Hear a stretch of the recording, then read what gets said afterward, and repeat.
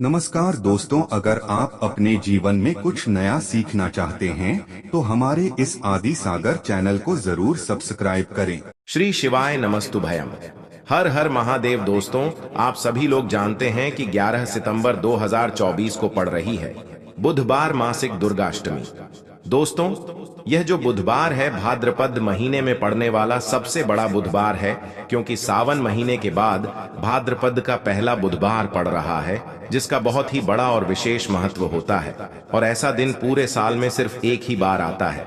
और दोस्तों, आप सभी लोग जानते हो कि बुधवार का अगर सबसे बड़ा कोई उपाय है तो वह 7 दूध दवा वाला उपाय है। तो दोस्तों, इस भाद्रपद के पहले बुधवार दुर्गाष्टमी के दिन आप लोगों को इस 7 दूरवा वाले उपाय को जरूर करना है। बहुत सारे लोग होंगे जिन लोगों ने इस उपाय को ना किया हो, मतलब पूरा साल निकल गया, उन्होंने किसी भी दिन इस। दोस्तों, आपके पास एक आखिरी मौका बचा हुआ है जो कि 11 सितंबर 2024 के दिन है। तो इस दिन आप लोगों को इस वाले उपाय को जरूर कर लेना है। भले ही आपने पूरे साल भर इस उपाय को ना किया हो, पर अगर आपने इस भाद्रपद महीने के सोम के दिन अगर इस वाले उपाय को कर लिया तो आपको इस उपाय को करने का वह फल मिलेगा जिसकी आपने कभी कल्पना भी नहीं करी होगी। इसीलिए आप लोग इस वाले उपाय को एक बार जरूर कर लेना, ताकि आप लोगों के हाथ से यह मौका ना जा सके और आपको इस उपाय को करने का फल मिल सके। दोस्तों, यह उपाय पंडित जी ने अपनी अभी की ही शिव महापुराण की कथा में बताया है, जिस उपाय को आज हम आपको बहुत अच्छे से समझाने वाले हैं। इस वीडियो को देखने के बाद इस उपाय को समझने के लिए आपको कोई और वीडियो को देखने की जरूरत नहीं पड़ेगी। तो चलिए दोस्तों, उपाय को शुरू करते हैं। देखिए, यह इस भाद्रपद महीने के बुधवार दुर्गाष्टमी के दिन यह इतना खास होता है, इतना महत्वपूर्ण होता है। देखा है कभी कभी बड़े बड़े पूजा पाठ अनुष्ठान से जो मनोकामना पूर्ण नहीं होते, वह भाद्रपद महीने के दिन एक छोटे से उपाय करने से आपकी मनोकामना पूर्ण हो जाती है।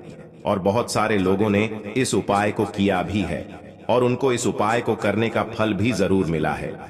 अगर आप लोग भी इस उपाय को करना चाहते हैं तो आप इस उपाय को पहले अच्छे से समझ लेना, सुन लेना, उसके बाद करना। आपको इस उपाय का फल जरूर मिलेगा। और इस उपाय को कर लेने से आपके घर में चाहे किसी भी प्रकार की दुख और समस्या क्यों ना चल रही हो, आपको उसका कारण भी नहीं पता है कि भाई यह समस्या किस कारण से चल रही है। उसका कुछ भी कारण हो सकता है, जैसे पितृदोष हो सकता है या किसी भी तरह का मंगल दोष भी हो सकता है। तो इस दिन आप लोगों को यह वाला उपाय कर लेना है। यह एक ऐसा उपाय है जिस उपाय को अगर किसी विशेष दिन पर किया जाए तो भाई उस विशेष दिन का जो है वह तो हमें मिलता ही मिलता है। पर हमने उस दिन पर इस उपाय को किया है तो हमें उससे भी बड़ा फल मिलता है, और फल बहुत जल्दी मिलता है, क्योंकि आप इस उपाय को बहुत ही बड़े और विशेष दिन पर कर रहे हो। तो चलिए अब उपाय के बारे में बात करते हैं। लेकिन उससे पहले आप लोगों को यह जानना आवश्यक है कि आखिर यह उपाय किस समय करना है, किसको करना है और कैसे करना है। तो चलिए हम आगे आपको वीडियो में एक एक करके बता देते हैं।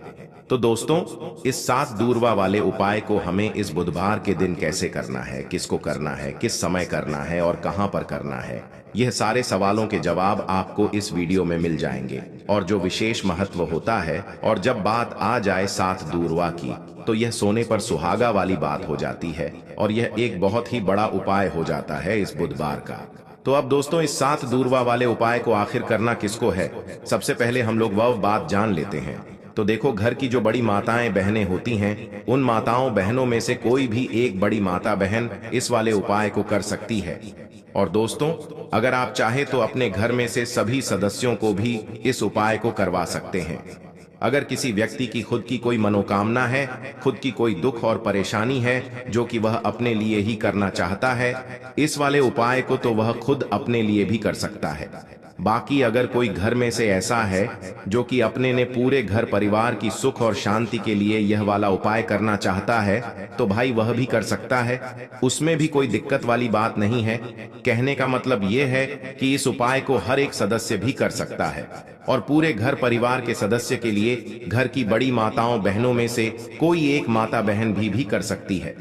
माताएं बहनें अगर घर में उपस्थित ना हो या वह यह वाला उपाय ना कर पा रही हो, तो फिर घर का कोई बड़ा सदस्य भी इस 7 दूरवा वाले उपाय को कर सकता है।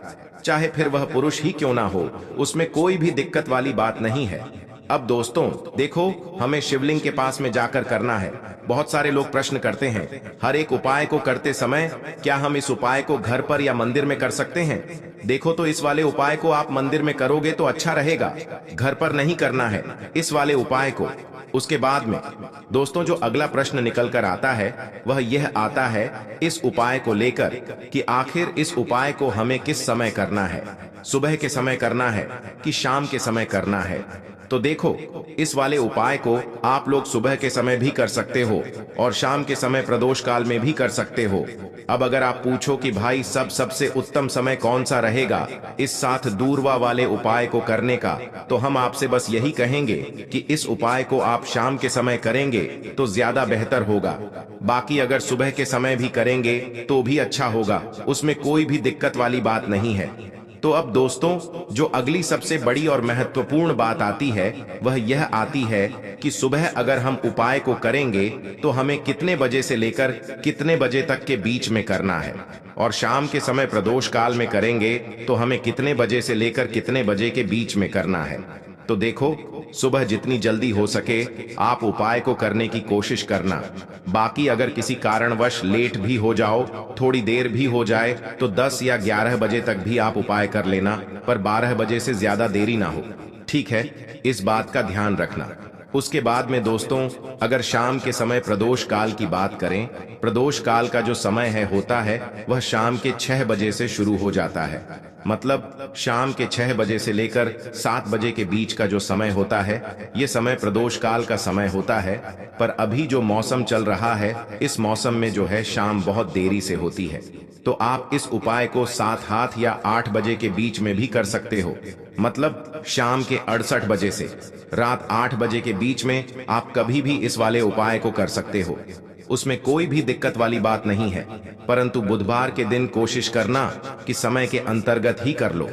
किसी कारणवश ना कर पाओ तो थोड़ा देरी से भी कर सकते हो, आपको उपाय का फल जरूर मिलेगा। देखिए, इस वीडियो में जितने भी उपाय हम आपको बताएंगे सभी उपाय सरल है। देखो, गुरुजी ने कहा है कि बुधवार के दिन आपको 7 दूरवा वाला उपाय तो अवश्य ही करना चाहिए। वीडियो के अंतिम में आपको उपाय बताया है जो आपको करना है। देखो, आगे बढ़ने से पहले वीडियो को एक लाइक जरूर करें। देखो, सबसे पहला उपाय, यदि आपके जीवन में कर्जा बहुत अधिक है, आपके जीवन में संकट बहुत अधिक रहते हैं, आपके ऊपर बहुत अधिक विपदा आ रही है, बार बार आपको अपने व्यापार में और अपने धन में हानि देखने को मिल रही है, यानी कि आपको प्रत्येक कार्य में हानि हो रही है, तो आपको यह उपाय करना चाहिए। इस उपाय को करने के लिए आपको 2 चीजों की आवश्यकता होगी। सबसे पहले है दूरवा। दूरवा आप जानते हो जो कि भगवान गणेश जी को समर्पित होती है, तो आपको वह दूरवा की आवश्यकता होगी। साथ ही में 1 लोटा जल की आवश्यकता होगी। और आप जब भी उपाय को करें, जी दिन भी आपको करें, तो आपको प्रातः कल सुबह ही सुबह वह करना है। इस बात का विशेष रूप से आपको ध्यान रखना है, ठीक है?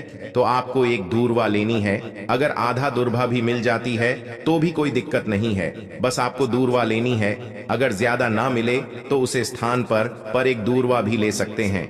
दूरवा आपको आसानी से कहानी पर भी मिल जाएगी। बस याद रखिएगा, शुद्ध दूरवा, और मतलब उसे शुद्ध करके ही उपयोग में लीजिएगा, है ना? तो आपको करना क्या है, 1 दूरवा या 1 से ज्यादा भी दूर हुआ आप लोग ले सकते हैं, तो 1 दूरवा अपनी ले लीजिए। 1 दूरवा के साथ में आप 1 लोटा जल ले लीजिए और इन दोनों ही चीजों को लेकर शिवाजी के मंदिर पहुंच जाइए। शिवाजी के मंदिर पहुंचकर सबसे पहले आप शिवाजी के पास में बैठ जाइए।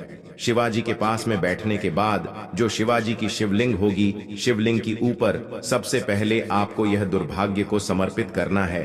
दूर भाग को कुछ इस प्रकार से समर्पित करना है कि जो दूरवा की दांडी का मुख होगा वह जलधारी की तरफ हो, जहां से जल नीचे करता है ना?